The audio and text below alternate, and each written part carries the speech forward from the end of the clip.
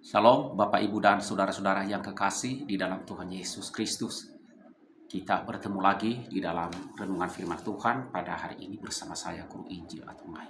Sebelum kita membaca dan merenungkan firman Tuhan, marilah kita berdoa, memohon pertolongan dan kelayakan dari Tuhan. Kita berdoa. Bapa kami yang bertahta dalam kerajaan sorga, kami bersyukur kepadamu. Kami bersyukur untuk seluruh keberadaan kami. Engkau sajalah yang telah memampukan kami dan menolong kami boleh melewati hari demi hari. Dan terus memelihara kami demikian ajaib.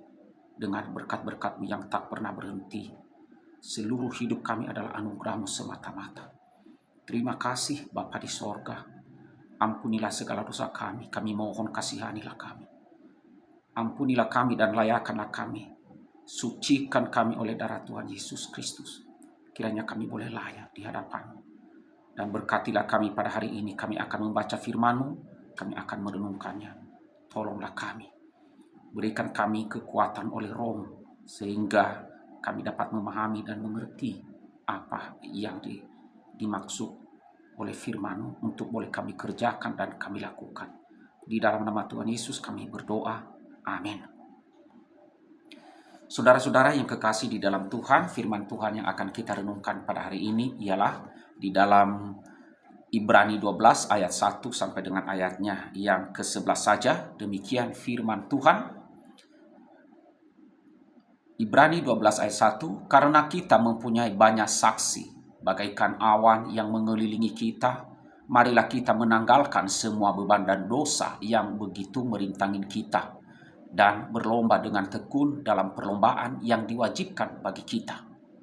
Marilah kita melakukannya dengan mata yang tertuju kepada Yesus yang memimpin kita dalam iman dan yang membawa iman kita itu kepada kesempurnaan, yang dengan mengabaikan kehinaan, tekun memikul salib, ganti sukacita yang disediakan bagi Dia yang sekarang duduk di sebelah kanan tahta Allah. Ingatlah selalu akan Dia yang tekun menanggung bantahan yang sehebat itu terhadap dirinya dari pihak orang-orang berdosa, supaya jangan kamu menjadi lemah dan putus asa. Dalam pergumulan kamu melawan dosa, kamu belum sampai mencucurkan darah. Dan sudah lupakah kamu akan nasihat yang berbicara kepada kamu seperti kepada anak-anak? Hai anakku, janganlah anggap enteng didikan Tuhan, dan janganlah putus asa apabila engkau diperingatkannya. Karena Tuhan menghajar orang yang dikasihinya, dan Ia menyesah orang yang diakuinya sebagai anak. Jika kamu harus menanggung ganjaran, Allah memperlakukan kamu seperti anak. Di manakah terdapat anak yang tidak dihajar oleh ayahnya? Tetapi jikalau kamu bebas dari ganjaran yang harus diderita setiap orang, maka kamu bukanlah anak, tetapi anak-anak gampang. Selanjutnya, dari ayah kita yang sebenarnya kita beroleh ganjaran, dan mereka kita hormati. Kalau demikian, bukankah kita harus lebih taat kepada Bapa segala roh, supaya kita boleh hidup? Sebab mereka mendidik kita dalam waktu yang pendek sesuai dengan apa yang mereka anggap baik. Tetapi Dia menghajar kita untuk kebaikan kita, supaya kita beroleh bagian dalam kekudusannya. Memang tiap-tiap ganjaran pada waktu ia diberikan tidak mendatangkan sukacita tetapi duka cita. Tetapi kemudian ia menghasilkan buah kebenaran yang memberikan damai kepada mereka yang dilatih olehnya. Demikian firman Tuhan yang kita renungkan pada hari ini. Nah saudara, saya memberikan judul renungan ini adalah penderitaan itu sebagai didikan Tuhan. Saudara, kalau kita kalau hidup yang kita jalani ini saudara merupakan pilihan, maka saya yakin kita akan memilih hal-hal yang kita sukai. Kita ingin hidup dengan nyaman, tidak mengalami sakit penyakit ataupun penderitaan kesusahan. Tetapi pada dasarnya, pada kenyataannya saudara, dalam hidup ini kita lebih banyak mengalami hal-hal yang sulit, yang membuat kita menderita, yang membuat kita susah. Bahkan tidak jarang kita mengalami berbagai macam hambatan, ya, tekanan dan penderitaan. Dan pada akhirnya saudara, kita harus mengakui bahwa kita tidak dapat menghindari penderitaan. Penderitaan itu datang kapan saja, tidak terlepas dari apakah kita siap atau tidak siap menerimanya. Nah, saudara, mungkin dalam pemikiran kita muncul satu pertanyaan mendasar, mengapa orang Kristen mengalami penderitaan? Itu adalah pertanyaan yang ditanya sepanjang abad. Mengapa orang Kristen, orang yang percaya kepada Tuhan, mengalami penderitaan? Bukankah firman Tuhan memuat banyak janji-janji tentang penyertaan Tuhan? Misalnya, mintalah maka kamu akan diberikan kepadamu. Carilah maka akan kamu mendapat. Ketoklah maka pintu akan dibukakan bagimu. Tetapi saudara, janji-janji firman Tuhan itu sepertinya tidak membumi. Sebab penderitaan dan kesulitan, kesusahan itu tidak kunjung menjauh dari kita. Kita sudah berdoa, berseru kepada Tuhan dan memohon pertolongan Tuhan, tetapi tidak ada hasil sama sekali. Nah, itulah sebabnya banyak orang Kristen menjadi kecewa, tawar hati, lalu meninggalkan Tuhan. Nah, bahkan tidak sedikit orang-orang Kristen meragukan Tuhan itu baik apa enggak ya. Mereka ragu akan identitas, apakah Tuhan itu benar ada. Nah, saudara-saudaraku yang kasih Tuhan, kalau kita diperhadapkan dengan persoalan ini, hal biasa yang kita lakukan adalah berdoa. Hal yang bisa kita lakukan adalah berdoa. Tetapi ada kalanya doa yang kita sampaikan itu belum tentu mendapat jawaban yang sesuai dengan apa yang kita inginkan. Kita mulai goyah, kita mulai ragu akan janji Tuhan, bimbang. Ya. Akankah Tuhan memberikan yang baik seperti yang kita harapkan? Nah, saudara, untuk menjawab pertanyaan ini kita perlu melihat dari dua sisi. Yang pertama, saudara, dari sisi manusia, dari cara pandang manusia dan dari cara pandang Tuhan. Saudara, manusia adalah ciptaan dan Tuhan adalah pencipta.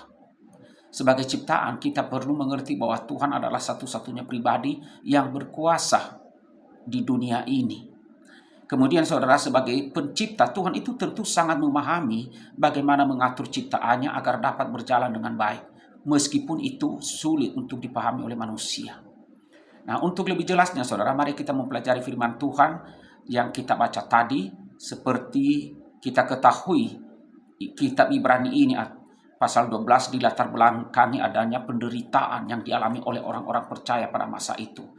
Dan penderitaan yang dialami ini lebih disebabkan oleh karena iman mereka kepada Yesus Kristus, karena mereka percaya mengikut Yesus.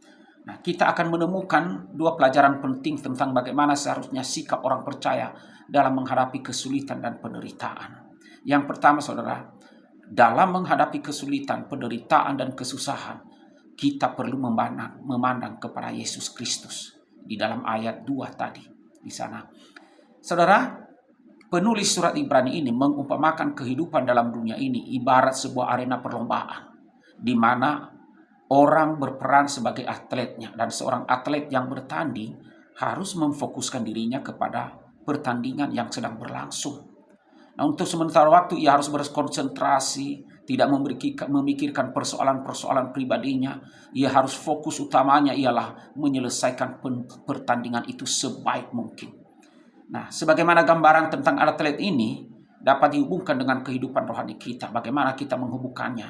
Di dalam ayat 1 disebutkan, kita harus menanggalkan semua beban dan dosa yang begitu merintangin kita dan berlomba dengan tekun dalam perlombaan yang diwajibkan bagi kita. Pengertian menanggalkan beban di sini berarti membuang segala hal yang dapat merintangi, yang menghalangi, merintangi kita dalam perlombaan yang sedang kita lakukan. Nah, pada masa itu memang para atlet melakukan perlombaan akan menanggalkan semua atribut yang dikenakan. Agar apa? Agar tidak terganggu. Agar mereka tidak terganggu selama mereka mengikuti perlombaan. Nah, melalui gambaran ini saudara, kita diminta untuk menanggalkan atau membuang hal-hal yang merintangi kehidupan rohani kita. Supaya apa? Supaya kita memperoleh kemajuan dalam kesempurnaan seperti yang dikehendaki oleh Tuhan. Di dalam hidup ini ada banyak persoalan yang dapat merintangi kehidupan rohani kita. Mungkin rutinitas atau kegiatan kita yang begitu padat, sehingga kita merasa kekurangan waktu. Pagi hari seharusnya kita mengambil waktu untuk bersekutu dengan Tuhan secara pribadi. Tetapi kita sudah dikelilingi oleh berbagai masalah yang harus dipikirkan, diselesaikan, sehingga membuat kita tidak pernah lagi memiliki persekutuan pribadi dengan Tuhan. Nah, saudara, kemudian kita diminta juga bukan saja menanggalkan semua beban, melainkan juga diminta untuk menanggalkan dosa yang merintangi. Yang dimaksudkan dosa di sini ialah menunjuk kepada kebiasaan-kebiasaan buruk yang dapat menghambat persekutuan kita dengan Tuhan. Ya, seperti misalnya kemarahan, emosi yang tidak bisa dikendalikan, dan juga kebiasaan buruk lainnya yang terus-menerus kita lakukan. Nah, selain itu saudara, juga kita diminta untuk apa? Berlomba dengan tekun dalam perlombaan yang diwajibkan bagi kita. Saudara, melalui penulis surat Ibrani ini mendorong kita untuk apa? Memiliki tekad dan ketekunan agar kita sampai kepada garis akhir, garis finish.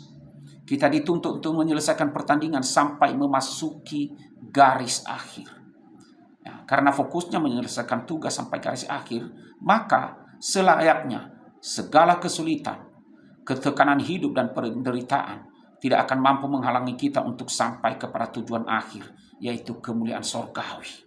Nah saudara, dalam surat Ibrani ini juga kita melihat ada dua kata penting yang berulang-ulang ditekankan oleh penulis, yaitu bertekun. Bertekun berarti sabar, bertahan, tidak putus asa, dan tidak mudah menyerah. Jadi penulis Ibrani surat ini memberi peringatan kepada kita, meskipun hidup yang kita jalani ini sangat berat dan sulit, tetapi Tuhan meminta kita untuk tetap bertekun. Ini adalah peringatan Tuhan kepada kita, didasarkan untuk tidak patah semangat. Tantangan yang datang tidak membuat kita putus asa. Kesusahan tidak membuat kita menjadi tawar hati. Penderitaan tidak membuat kita kehilangan pengharapan. Mengapa? Saudara, karena kita punya pengharapannya itu ada di dalam Yesus Kristus. Yang kedua, saudara, dalam menghadapi kesulitan dan penderitaan, kita perlu memahami bahwa rencana Allah baik adanya di dalam ayatnya yang ke-10. Ya, di dalam ayat yang ke-10, penulis Ibrani memberikan perbandingan antara ayah yang ada di dunia dengan Bapa di sorga. Di sini kita melihat ada perbedaan yang sangat besar antara keduanya. Ayah di dunia mendidik kita hanya dengan waktu yang singkat dan seringkali disesuaikan dengan apa yang mereka anggap baik. Sebab pada umumnya para ayah di dunia ini mendidik anak-anaknya dengan pola yang mereka ketahui dan inginkan. Pendidikan yang diberikan sebatas pengetahuan yang mereka miliki. Tetapi Bapa di sorga mendidik kita untuk kebaikan kita sendiri. Bukan itu saja, supaya apa? Supaya kita juga dapat beroleh bagian dalam kekudusannya. Nah, betapa jelas terarahnya program kerja Allah Bapa di sorga dalam mendidik kita anak-anaknya. Sama seperti yang Tuhan Yesus katakan pada saat Ia memanggil murid-muridnya. Mari ikutlah aku dan kamu akan kujadikan penjala manusia. Jadi ayat ini memberitahukan akan panggilan Tuhan Yesus bagi orang percaya. Dan ketika Tuhan Yesus memanggil kita, Ia punya program. Memiliki program yang sangat baik untuk kita, yaitu ingin membentuk, mendidik kita, menjadikan kita sebagai orang yang dapat memiliki hidup yang penuh arti dalam dunia ini. Nah, pertanyaannya, bagaimana kita dapat mengaitkan antara penderitaan yang kita alami dengan didikan Tuhan? Bukankah penderitaan adalah perasaan yang sangat menyedihkan? Nah, saudara, secara manusiawi kita tentu berusaha untuk menghindarinya. Nah, bagaimana kita dapat mengerti penderitaan yang kita alami merupakan didikan Tuhan, bahkan dapat mendatangkan sukacita. Nah saudara, kadangkala Tuhan mengizinkan hal-hal yang menyakitkan itu menimpa kita dengan maksud untuk menghancurkan egoisme kita. Kadangkala Tuhan bekerja melalui kegagalan untuk menghancurkan kesombongan kita, karena kita tidak melibatkan Tuhan dalam rencana-rencana yang kita lakukan. Nah saudara, di dalam ayat yang ke-10, kata mendidik di situ adalah digambarkan sebagai suatu tindakan memberikan pelatihan atau petunjuk. Seseorang yang dilatih atau dididik ialah orang yang sedang diberikan pengetahuan yang baru. Ia sedang dipersiapkan untuk menjadi orang dewasa. Demikian halnya pendidikan dari Tuhan juga. Ia memberikan pendidikan agar kita menjadi orang yang secara rohani, dan memiliki tingkat pengetahuan iman yang semakin bertumbuh dan maju. Nah, saudara, tetapi apabila kita menolak didikan tersebut, maka kita disebut anak-anak gampang anak-anak yang tidak mengenal Tuhan. Jadi ketika Tuhan memberikan pendidikan melalui penderitaan yang kita alami, maka sebenarnya Ia sedang menjalankan suatu rencana indah bagi setiap kita. Nah saudara, bagaimana dengan kita? Apakah kita memiliki kesadaran bahwa di balik kesulitan dan penderitaan yang kita alami, sebenarnya Tuhan Allah kita, Bapa kita di dalam Yesus Kristus, sedang memberikan pelatihan dan didikan. Ya, seperti para ayah di dalam dunia ini mengajar anak-anaknya untuk menghasilkan sesuatu yang terbaik. Demikian juga Tuhan Allah kita, Bapa Sorgawi kita. Ia bukan sekedar mendidik untuk kebaikan kita, tetapi menjadikan kita sebagai alat bagi kemuliaannya. Nah saudara, sebagai kesimpulan, marilah kita memusatkan perhatian kita kepada Tuhan. Jadikanlah Tuhan Allah Bapa kita itu satu-satunya tempat pengharapan kita. Di tengah kesulitan yang kita hadapi, marilah kita menyadari bahwa di balik penderitaan yang kita alami, Tuhan Allah Bapa kita sedang melaksanakan rencananya, di mana rencana tersebut pada akhirnya akan mendatangkan kebaikan bagi kita. Nah, oleh sebab itu saudara, yang perlu kita lakukan ialah memiliki hati yang rela untuk dididik dan dibentuk olehnya. Mari kita juga memohon kekuatan dari Tuhan di dalam menghadapi setiap kesulitan yang kita hadapi. Kiranya Tuhan memberkati kita semua. Amin. Mari kita berdoa. Tuhan Allah Bapa kami yang bertahta di dalam kerajaan sorga, kami bersyukur kepadamu karena Engkau adalah Allah yang mengasihi kami dan Allah yang mendidik kami. Engkau adalah Allah yang punya rencana yang baik bagi kami, dan melalui perjalanan hidup kami, bahkan melalui penderitaan-penderitaan yang kami hadapi, yang kami terima, itu adalah sebagai tanda bahwa Engkau mengasihi kami, sebagai tanda Engkau sedang melatih kami, sedang mempersiapkan kami untuk lebih baik ke depan, dan supaya hidup kami ini nantinya akan memuliakan Engkau. Ya Tuhan, tolonglah kami di dalam menjalani hidup ini, agar kami tidak putus asa, apalagi di tengah-tengah kesulitan, di tengah kesusahan dan berbagai macam sakit penyakit. Kami mohon kekuatan dari Tuhan. Tolonglah kami ya Tuhan, agar kami mampu setia, mampu tabah, dan mampu tetap tidak akan putus asa, tetapi kami tetap berjalan bersama dengan Engkau. Mampukanlah kami. Ini doa kami Bapa, di dalam nama Tuhan Yesus kami berdoa. Amin.